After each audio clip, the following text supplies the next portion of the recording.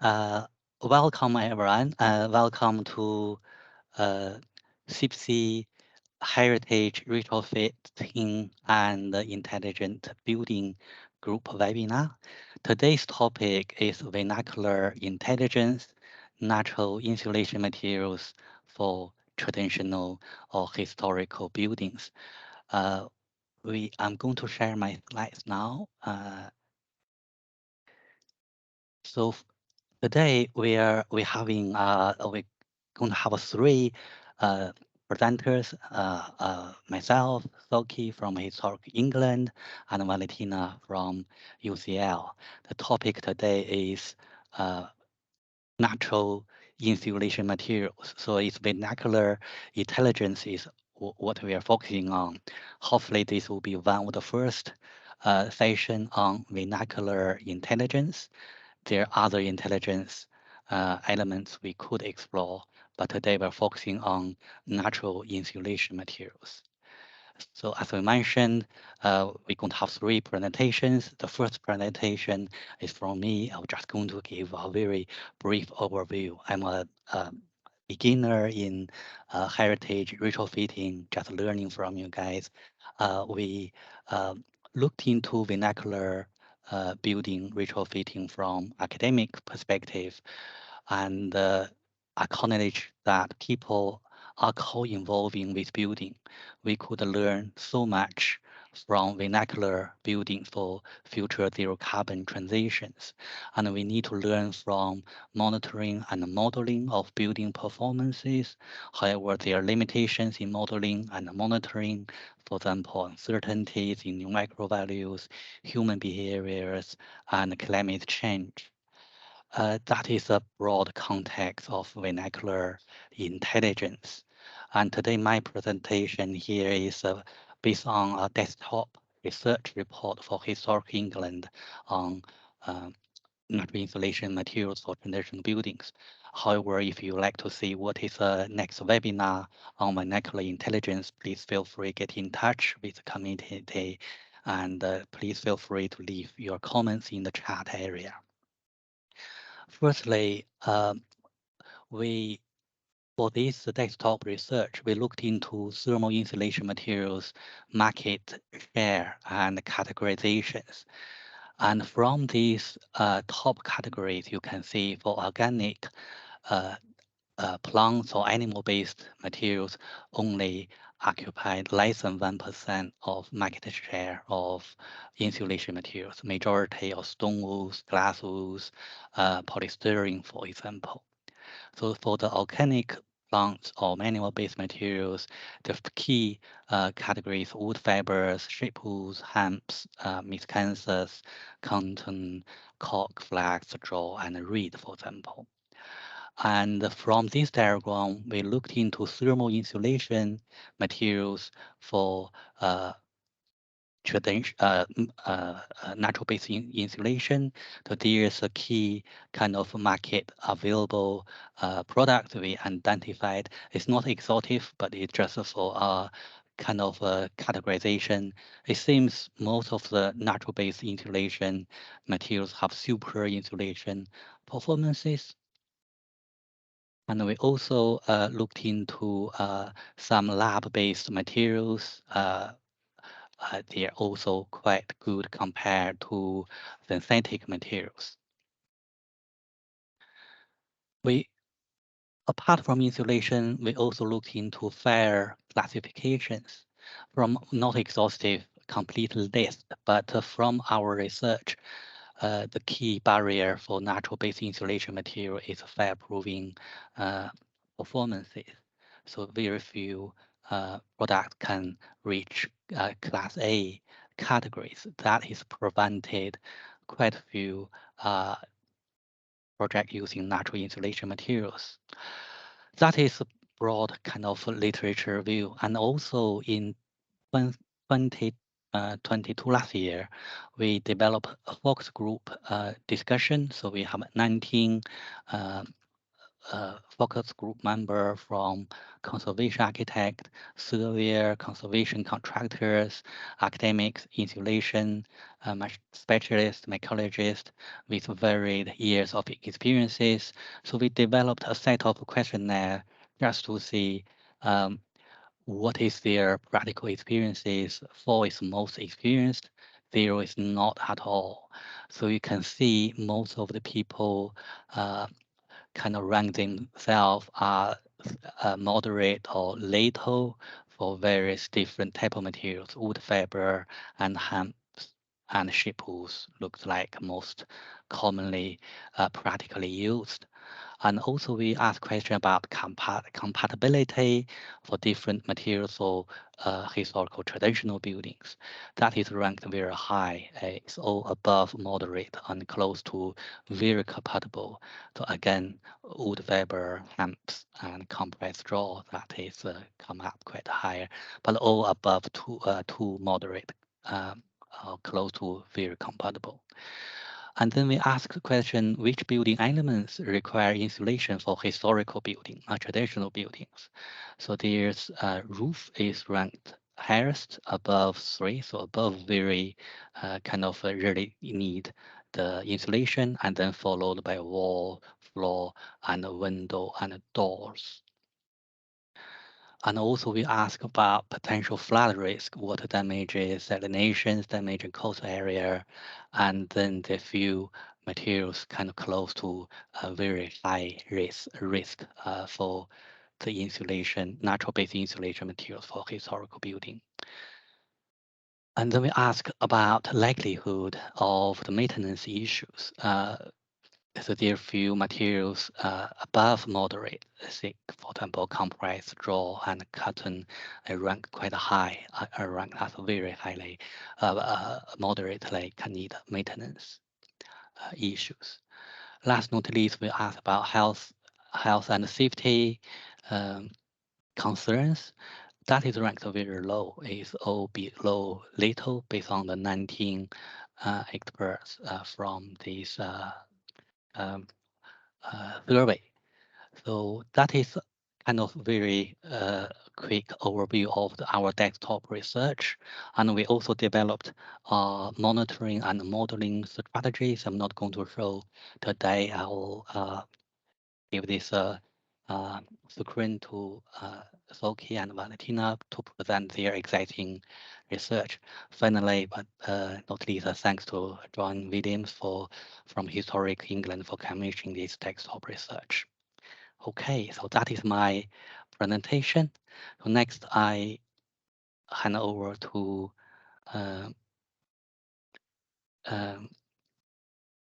Soki to present your presentation. Okay.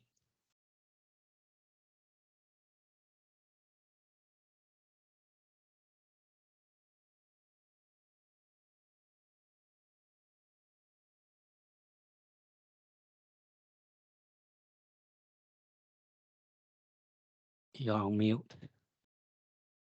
Thank you. Thank you. Thank you, Jan. Can you everyone see my screen okay? And hear me okay? Can see, yeah. All yeah, right. they can Okay, see, yeah. great. Okay.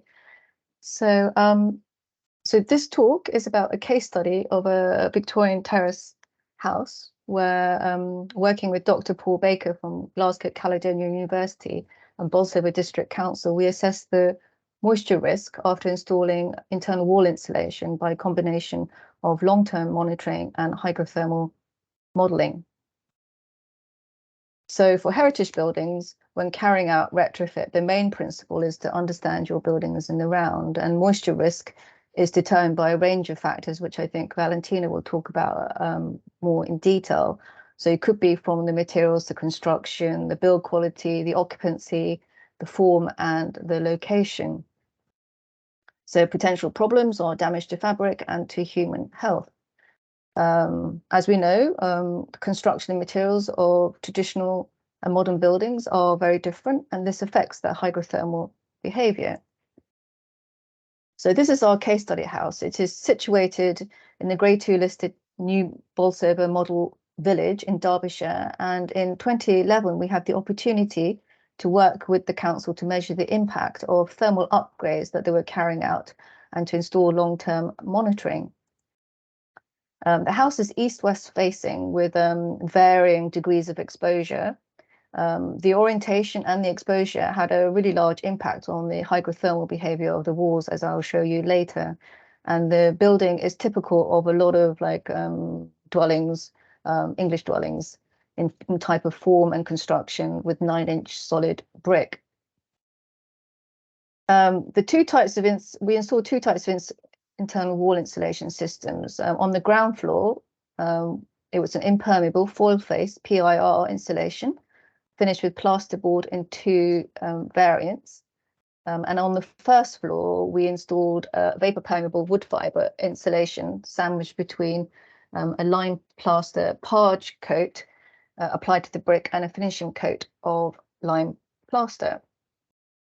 So we installed like 32 of these sensors, relative humidity and woodblock sensors, which were used as proxy moisture sensors. And they were installed at the interface of the wall and the insulation, as the greatest risk from condensation occurs on the cold face of the insulation. And we also collected weather data and monitored the internal environment.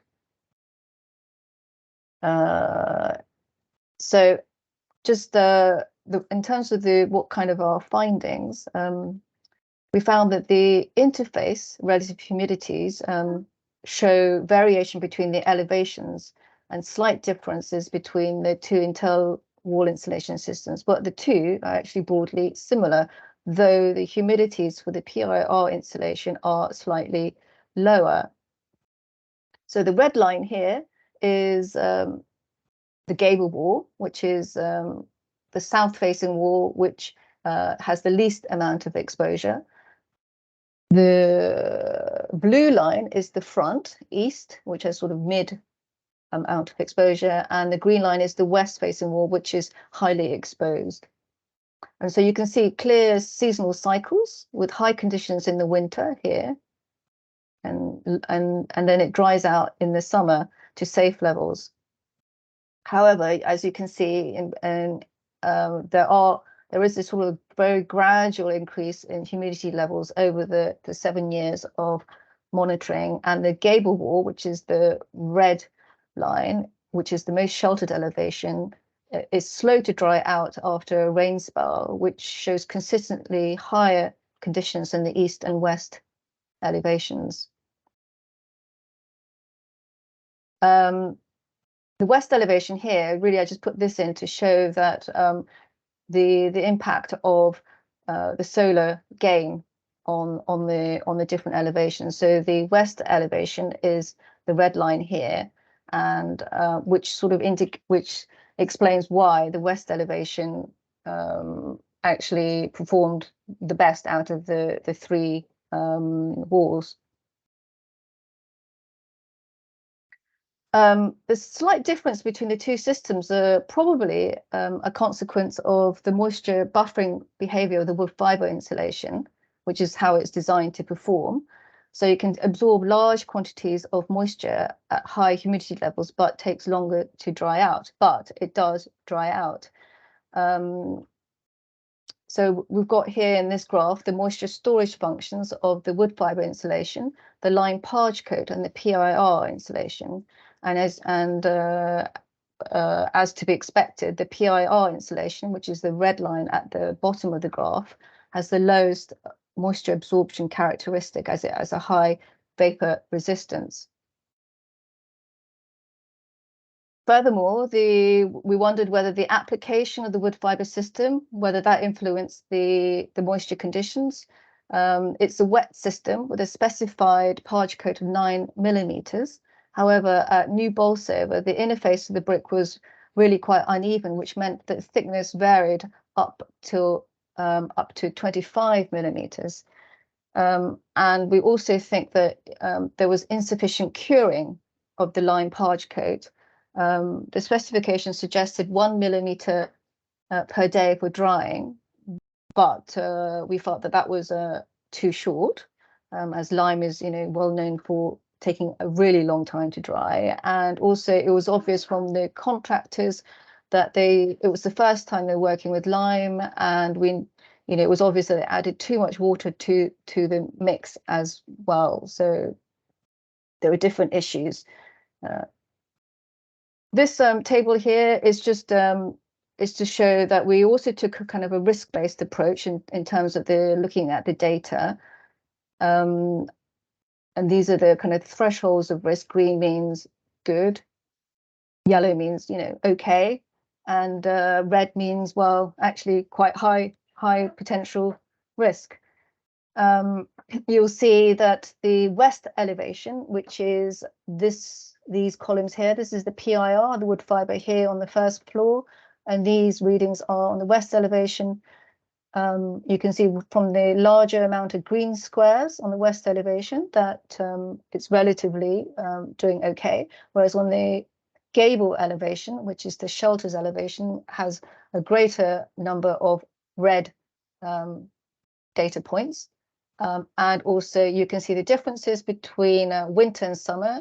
So winter, summer, winter, summer, winter, summer, winter, summer, as you can see. And then quite strikingly with the wood fiber insulation, you do see a greater amount of data points above 90%.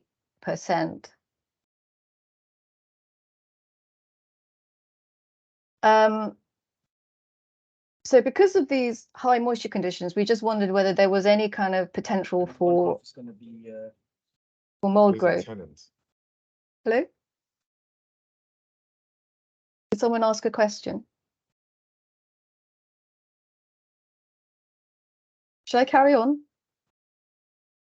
Yeah, Carol, I think that's a noise, I guess. Okay. Sorry. Okay, that's all right. So we did a simple kind of mold assessment using isopleths, which is a steady state method of analysis, which can indicate risk of degradation to organic materials, such as embedded timbers within the walls. So for the south elevation, the gable position, which is the graph on the bottom corner, you can see that the critical relative humidity limit for timber is exceeded for most of the monitoring period for both insulations.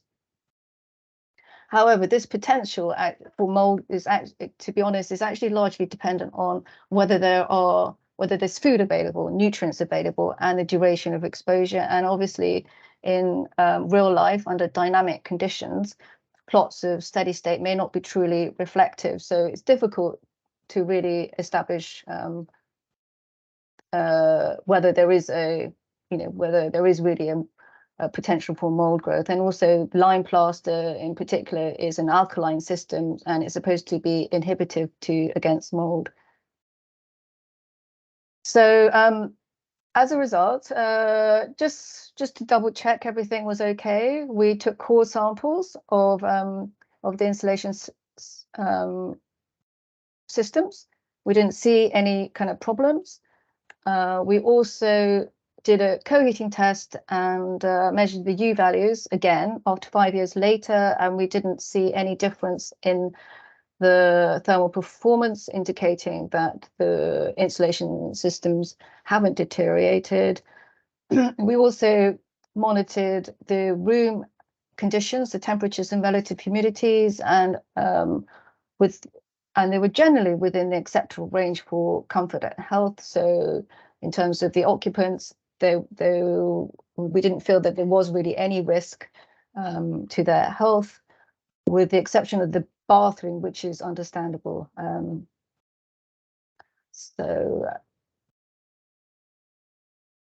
then just quickly, just to end, we to verify the in situ data, we undertook a validation exercise using hydrothermal modeling and the WFRI 1D Pro software. And a comparison was carried out with the measured data over 1 year for both insulation systems. And we found that there was a reasonable fit on the west elevation, which is the most exposed elevation. But for the south elevation, which is the gable wall, the model underestimated the high relative humidities during the winter period, but during the summer, we got a reasonable match.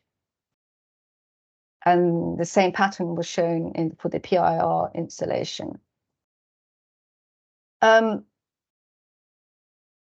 thinking about possible reasons for this, it's difficult to really accurately simulate the degree of shading on the south elevation, as well as to understand the effect of rain exposure. So by that I mean the intensity of the rain, the angle and the speed that the rain hits the wall, as well as the amount that the rain might be absorbed by the wall and the drying effects from the sun.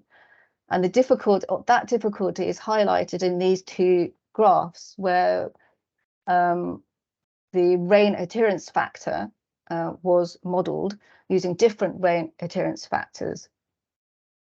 So when modeling a range of factors, we found a reasonably good fit for the east elevation, but a quite poor fit for the gable elevation. So that's our kind of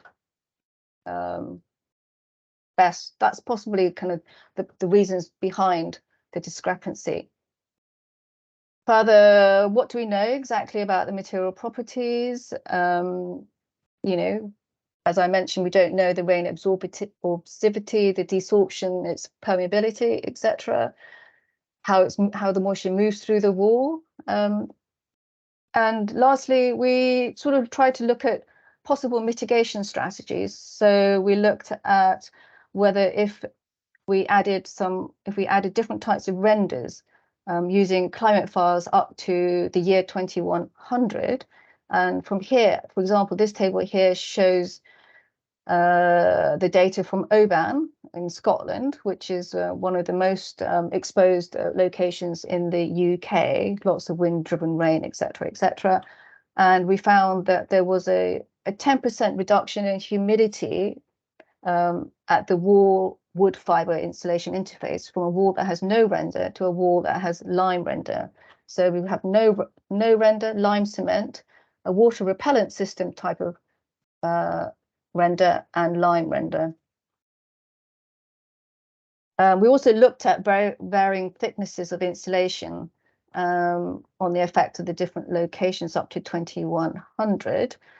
They were very small, but possibly significant differences between 180 and 40 millimeters of wood fiber between the two locations, Oban and Bolsover. And the noticeable trend was that as the thickness of the insulation reduced, the interface relative humidities also reduced. And that reflected an exercise that Valentina did for the Sustainable Building Alliance, Traditional Building Alliance, a few years ago, where she looked at, you have insulation thickness along the bottom, moisture content, vertical axis here, and you can see as the insulation thickness increases, the moisture content also increases. And this example also showed the effect of the orientation and locations. You have Swansea on the left, London on the right, and for London, for both orientations, it is below the threshold of moisture risk, whereas in Swansea, for the southwest elevation, it is above the threshold. So essentially, it's the question is, do we have a precautionary principle in terms of moisture and internal wall insulation limits? What is the optimum level of internal wall insulation? And so you have to think about you have to realize there's no one size fits all approach when it comes to retrofitting traditional buildings, and you have to take a nuanced approach depending on the context. So how sheltered, how exposed, is it urban, rural? The thickness of insulation may be influenced by those factors as well. Perhaps where it's a very, very wet on the west coast of England, you might think about using some form of render to reduce moisture ingress. And to consider obviously carbon, embodied carbon, not just energy. Here, this is a slide from Heritage Council from a few years back, where we looked at different embodied carbon data for different types of insulation materials, and polyurethane obviously has much higher embodied carbon than something like wood wool or cork, which is sequestered. So, and I think that's the end of my talk. you. Thank you. We're going to leave the question and answer at the all three presentation finished at the very end. Many thanks. Okay, exciting presentation, Valentina.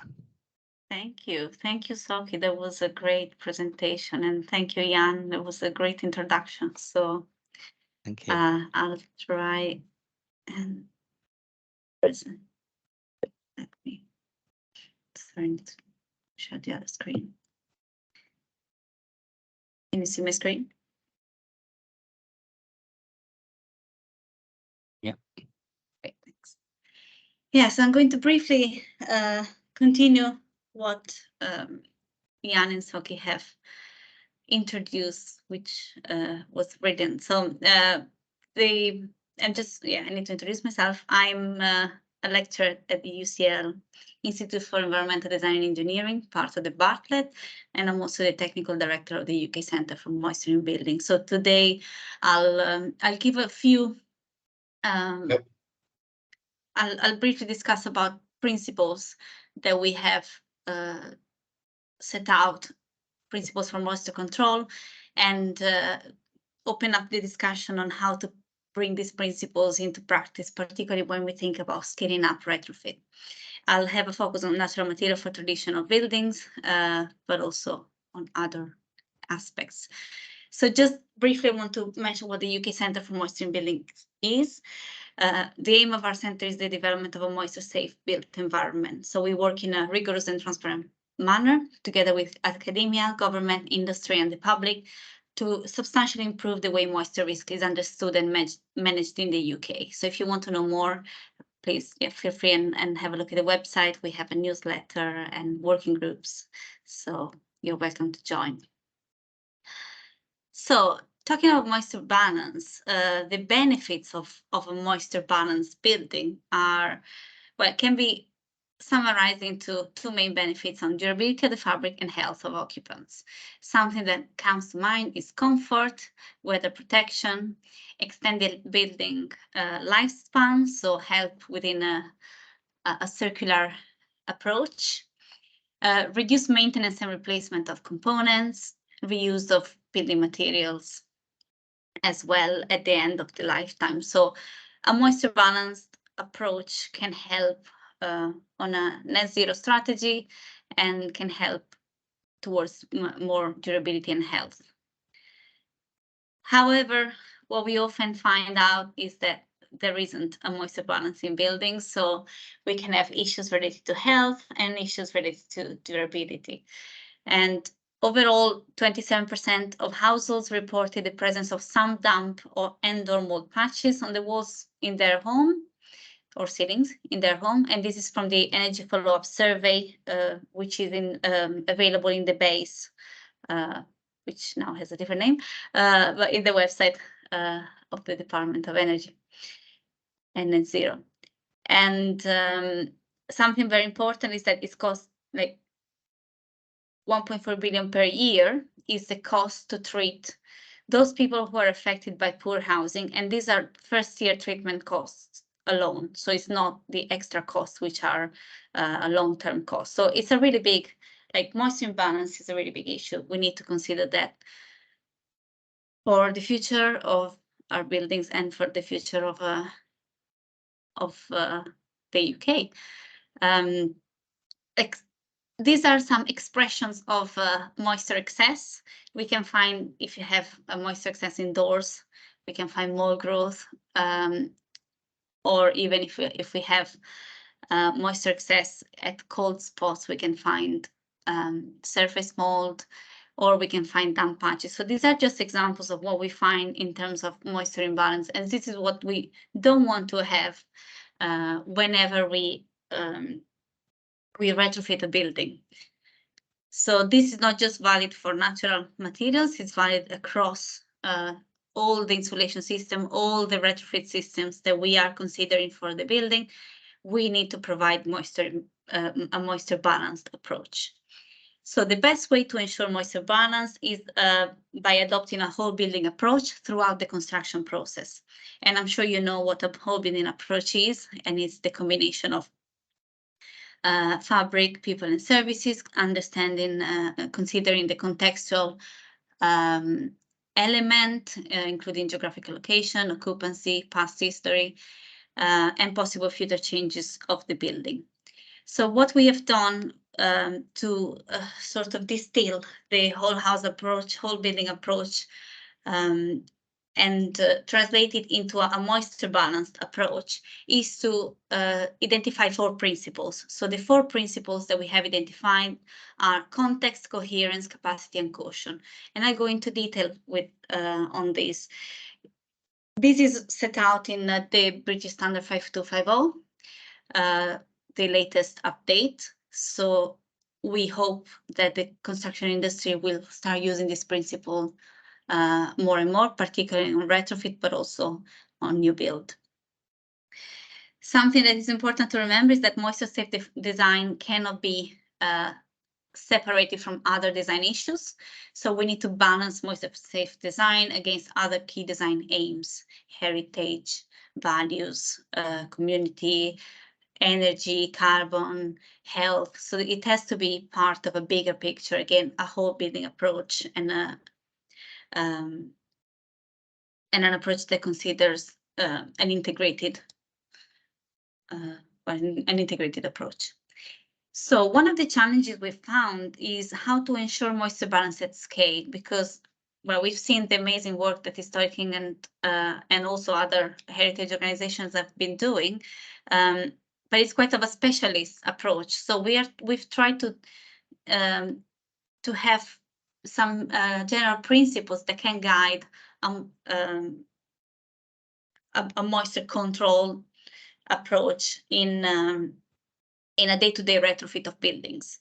So we have focused on development of risk assessment, development of design solutions and management and moisture risk management. And we have published a risk management framework integrating energy and moisture. Of course, ideally, we would like to integrate multiple design aims, but at the moment, we have provided that example, which could be useful for the retrofit. Important to ensure moisture balance at scale is to consider building compliance based on operational performance. And therefore, we need to move towards a targeted monitoring of critical areas. But one of the challenges is finding the suitable criteria. So what Soki gave an overview of some possible criteria that can be used. So for example, where you've talked about relative humidity, but also you've talked about the limit isoplats. So these are all models and methods that can be used to apply suitable criteria in the analysis, but we need to find an agreement on that. So the 4 C's are set out in a paper which we published in 2021. So I can actually share it in the chat if you're interested. No, sorry, this is not the one. I'll share it later. And I'm not very good at multitasking, as you can see. Let me do it.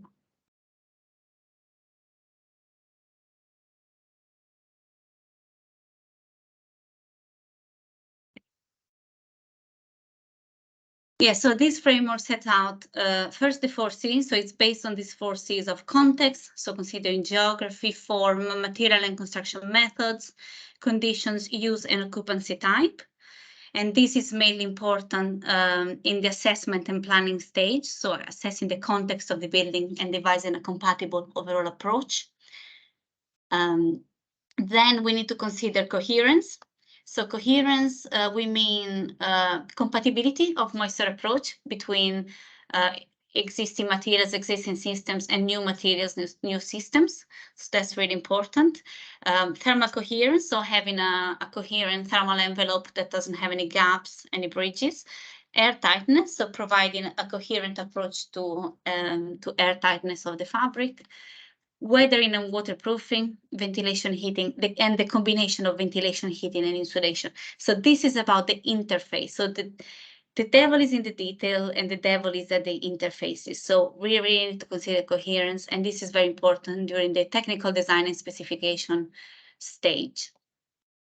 Then during construction and installation, we need to undertake moisture-safe construction according to the specification and principles of coherence, capacity, and caution. And briefly, I talk, like, capacity means allowing capacity in design and allowing capacity in the whole process. So allowing capacity in terms of financial capacity and also time capacity, being able to include flexibility within that approach, because otherwise we have to take some decisions which are dictated by time constraints, and financial constraints. So this is important. It's not design related, but it's something worth considering. And then last but not least is caution. So caution is important for both construction installation in terms of installing systems that can be buildable, easily built, that can be maintained easily, and that can be used without too many, without worrying too much about affecting the performance of the system as well.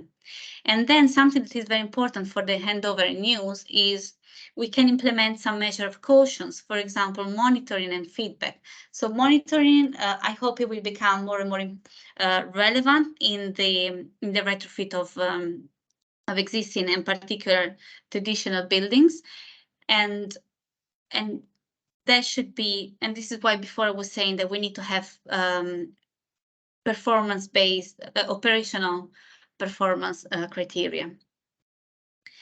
So then I just want to, don't want to take too much time. I'm just going to give a brief overview on the type of systems that are based on natural materials or bio-based materials in new build construction and retrofit, which both happen, we found in the UK or elsewhere.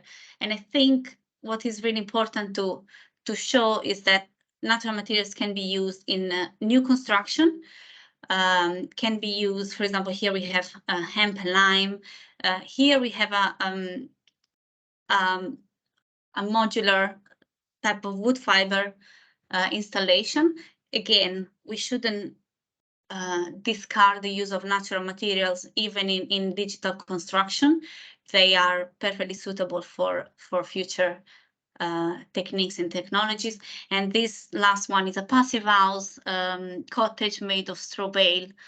And we have been monitoring, the architect has been monitoring this building. It's a new building for more than 6 years, and we are publishing a paper next week on this. And again, natural materials in retrofit, Soki has already given an overview, but there are so many options at the moment about using natural materials for retrofit, and they can be,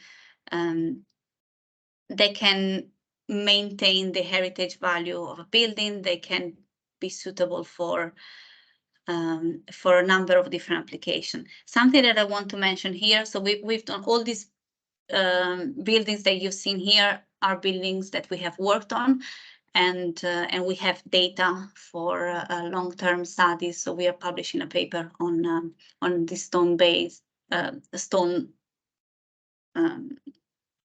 terrace, where we have had a monitoring campaign for a number of years.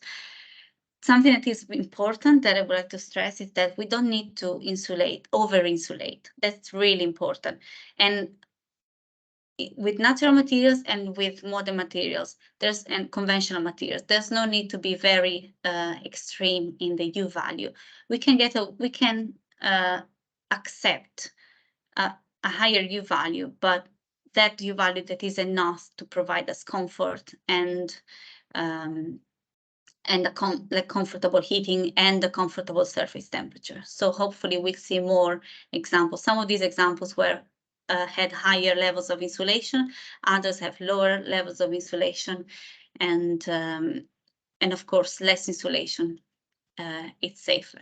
And this is why I want to, and something else I want to mention in the retrofit particular is it's fundamental not to overlook maintenance. So after a retrofit project, we really need to, well, even before, but even more so in a retrofit project, we need to make sure that the gutters are maintained, the gutters are not leaky, and they're fixed when they need to.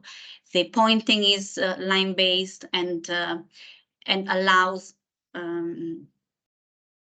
drying, because we need to make sure that the building is performing in the ideal way after being retrofitted. And this is not just for the heritage value of the building, but it's also for the functioning of the building and the energy performance of the building. So I want to conclude just by mentioning that what we are working on is to identify and agree performance criteria for solid wall retrofit. We start with solid wall retrofit because it's a tricky one. But now we have a lot more evidence than in the past, based on the work that we are doing at UCL and the UKCMB, the work Historic England is doing, Historic Environment Scotland, STBA. So we have a lot more evidence, and we need to agree on performance criteria for retrofit, starting with solid wall.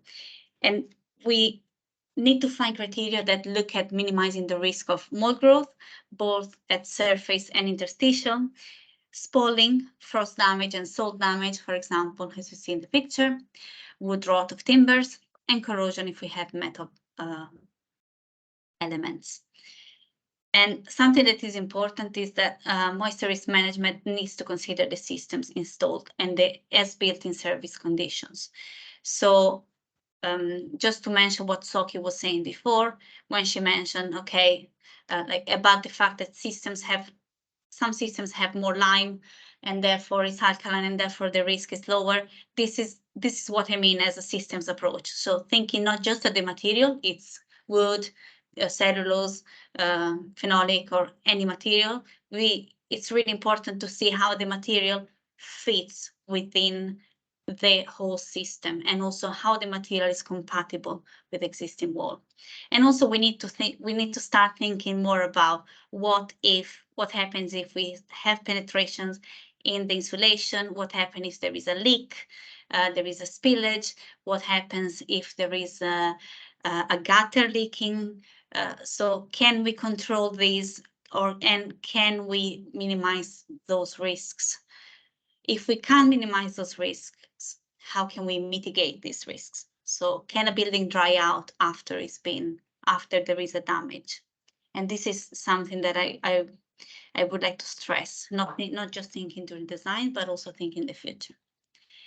And again, just to close on this, performance criteria are very important also to identify criteria for moisture monitoring, as we've discussed before.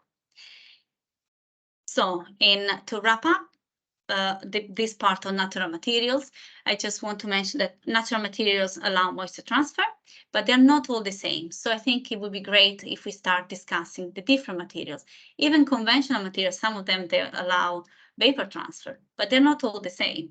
So we need to talk about ranges. We need to talk about the differences between the different systems, not only at material level, but I think we are in the right direction. And then we need a robust solution, and robust solutions based on natural materials are available for many applications, including internal wall insulation. So this is very promising. And it's really important to remember that moisture risk assessment, design, and management is needed not only for natural materials, but also for conventional materials, because anyway, in the retrofit of heritage and traditional buildings, we have timbers, we have materials that can decay with moisture. So we need to consider the whole system, including the existing wall. And last but not least, we need agreement on performance criteria, considering the systems installed and the as-built in service conditions. And the work we're doing at the UKCMB and Soki is also involved in this, is to try and find an agreement on what criteria we can use to really move forward in the moisture risk management and improve our understanding of moisture risks. And with this, we have, thank you. We have a conference 3rd and 4th of July, 2023. So we hope to see many of you there, and feel free to contact us if you have any questions. Thank you, Valentina. That's great presentation. We have a question from Dan.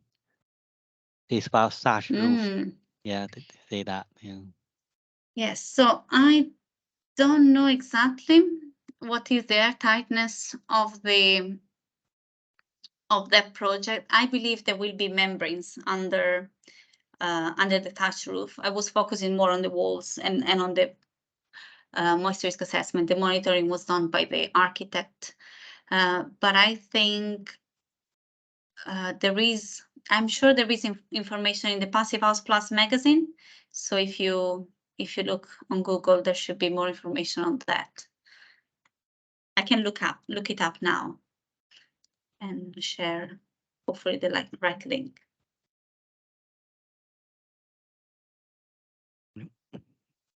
It's interesting topic, isn't it? So if you allow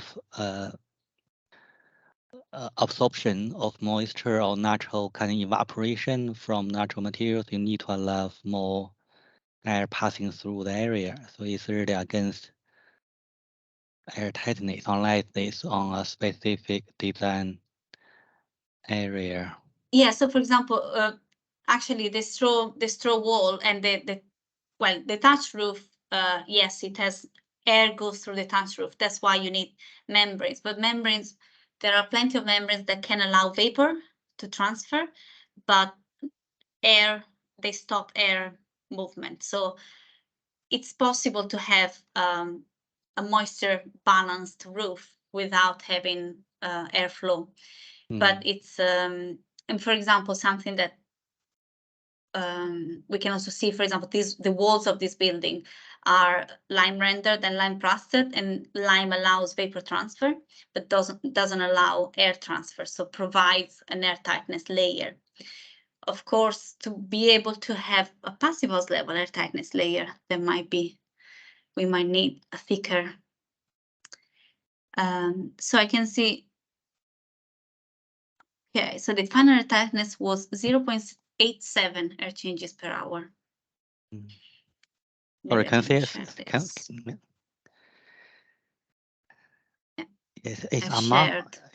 amount the air can pass through the membranes. Is if it's retrofitting some roof area, it's really kind of, it's not leaky, but there's a lot of air passing through it. Just try to control the moisture.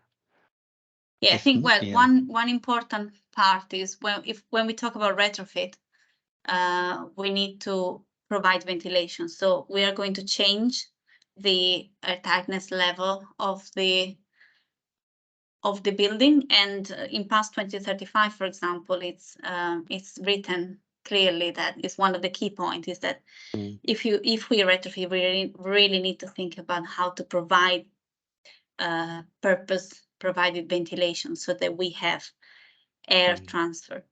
That is not about breathability. It's more about the combination of air, like airflow. So we want to reduce uncontrolled airflow, but we want to allow controlled airflow that we can control as occupants. So that's really important, and but it's possible with many materials, like wet, for example. Yeah, wet plastering allows a reduction of air permeability. So, any questions? Please feel free, just pop in the chat area.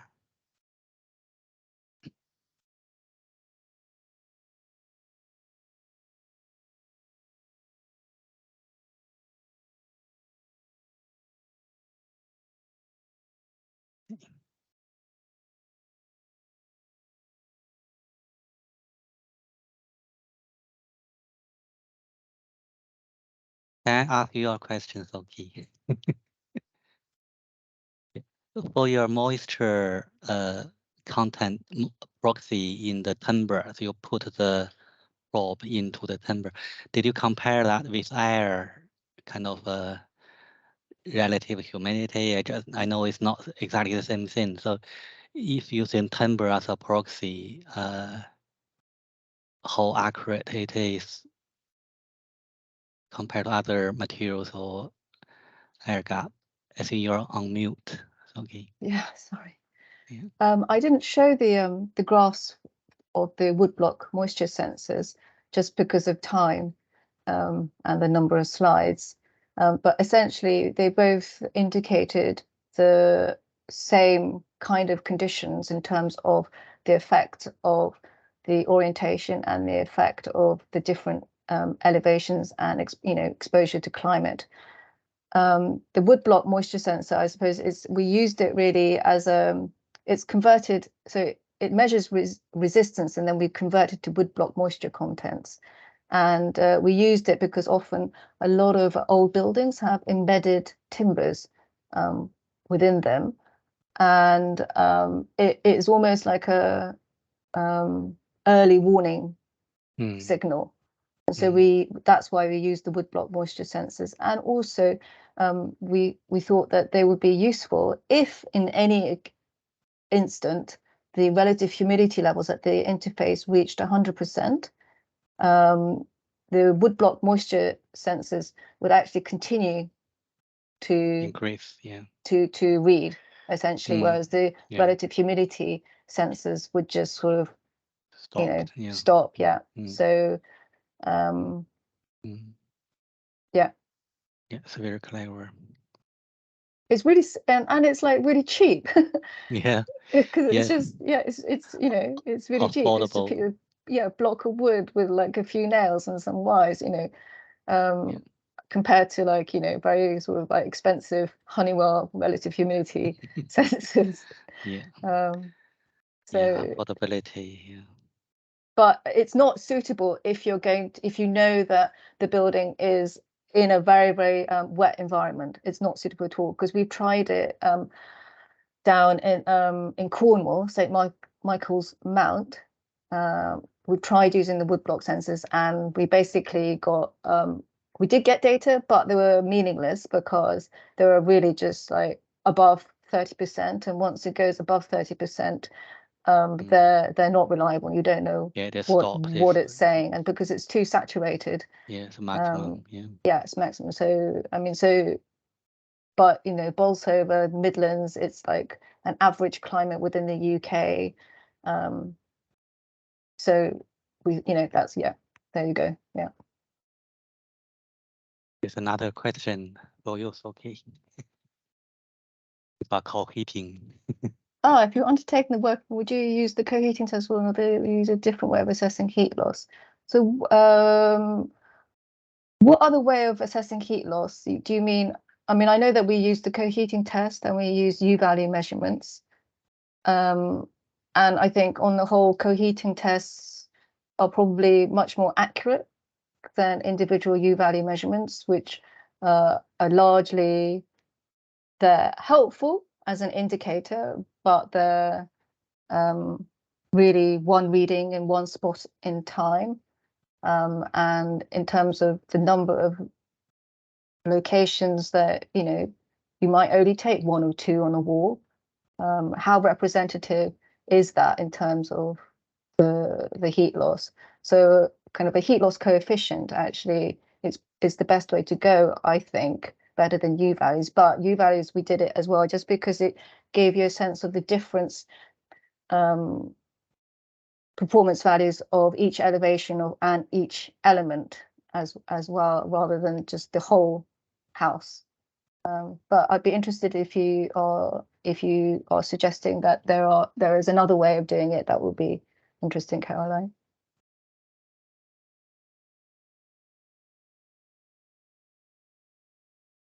I suppose you could do thermal imaging, but then again, there's thermal imaging, the problems of interpretation as well, and what are you actually seeing? P-star test. Okay, I don't know it. Do you want to talk about it, Caroline? It was only, sorry, the limitation. Thank you, Soki, for your answer. It was only the limitation of the 3 weeks, like 1 to 3 weeks for the coheating test that sometimes make it a little bit restrictive for some projects. I just wondered if I'd heard from BISRI about the P-STAR test, but I have no experience of it myself because it's a much shorter period of time. So I was just interested if any of you had experience of it. Thank you. I'm afraid not. But you're right about the coheating test. Also, the house can't be occupied because Yes, you have to put in so much energy into it, heat it up to 25 degrees that it can't be occupied. And I suppose the 25 degrees, is that realistic of when it's occupied, I guess? So, but yeah. Thank you. And high solar heat gains also might interference. That's true. Yeah, absolutely. Yeah. So yeah, there's a link for the P-STAR test from BISRI. Thank you. I would look into that, Caroline. Thank you. They also mentioned 72 hours. Is that something that that CIBSE have been looking at in the retrofit review? I can find out more. I don't know now, but I can find out more. I don't think it was the, well, I'm involved in the project, but on the moisture side. I don't think it was the P-STAR test that they used in the CIBSE Retrofit Revisit.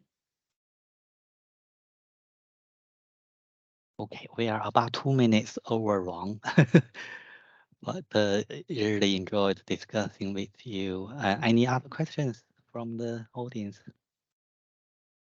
No, thank you. Yeah, thank you guys. Keep in touch. Okay. Thank you, Bye-bye. Jan. Thank you. Thanks, Very nice to Valentina. meet everyone. Thank you, Siki. Okay. Bye-bye. Okay. Take Thank you, care. everyone. Cheerio. Bye. Bye-bye. Thank you. Bye.